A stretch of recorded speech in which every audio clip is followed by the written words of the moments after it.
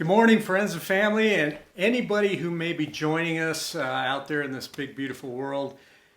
Today is another episode, and I'm glad that you're here to join us for Storytime with Rob.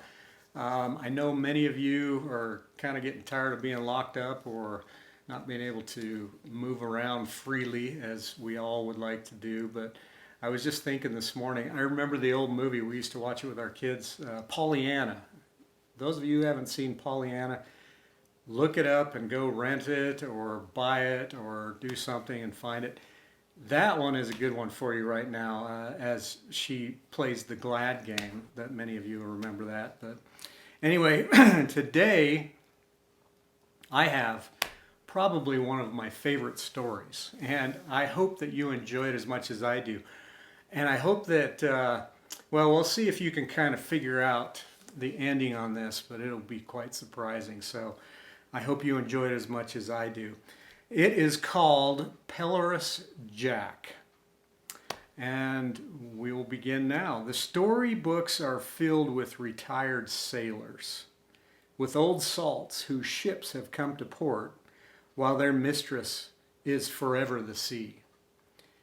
So they sink their savings into a second-hand tug and escort the big ships and reminisce till their days are done.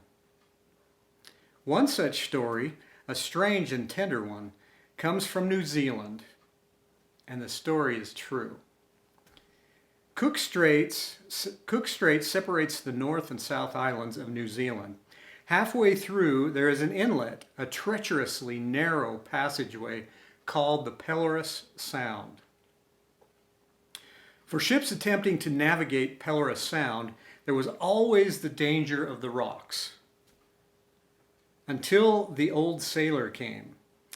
He had left the life of open sea behind to live out his days guiding other sailors through the hazardous Pelorus Sound. His name was Jack. Picture old Jack out there waiting by the dock for the next big ship to leave. He never asked for pay. Jack just figured he'd had his day at sea, and no one knew the rocks and bars of Pelorus Sound better than he did. It was his labor of love guiding the giant vessels out to the safety of the Cook Strait. Was his way of saying to the younger, less experienced sailors, "Learn from me." From the decks of the big ships, the crewmen would call out, "Hey Jack, fair weather today?" But old Jack never did say much. Perhaps there would be friendly a wave here or there, and that recognition was quite enough for them. There would never be an old sailor's home for Perilous Jack.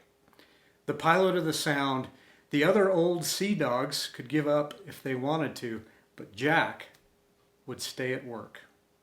All day, every day, and sometimes even late into the night.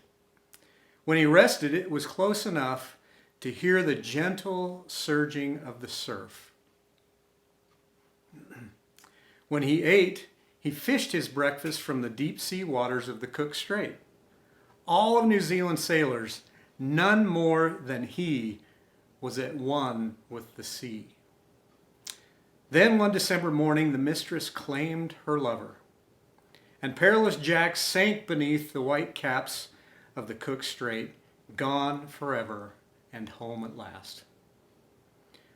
When news got out that Jack was missing at sea, there was a season of mourning on the Sound. But the younger and less experienced were now older and wiser.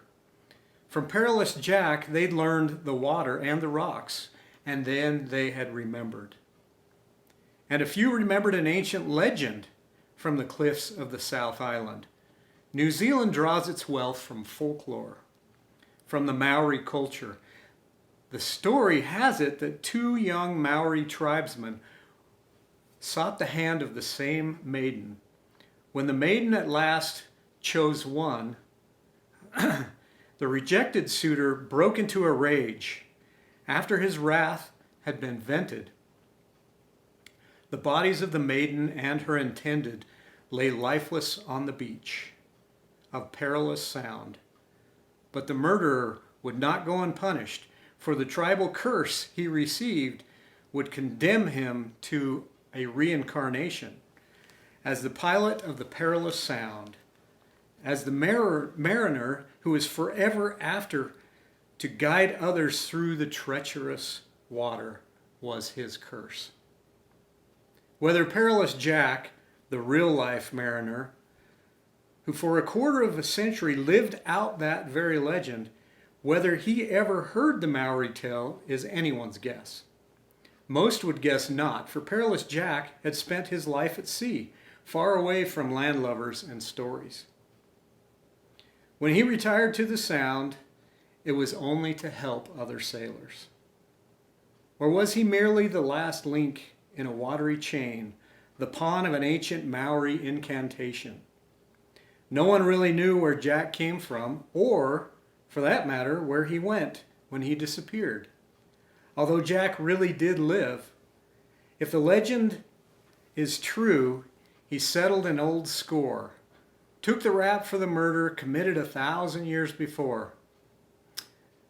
There is a postscript, however, to this ancient curse, and that also was true. For Perilous Jack, the real-life pilot of the Sound, the perhaps unwittingly party to the long-past incantation, was in fact not a man at all. He was a dolphin. And now you know the rest of the story. I hope you're all doing well wherever you are, and I hope that you're remaining safe and healthy, and that all the blessings from heaven are coming down upon you guys. And until tomorrow, be safe.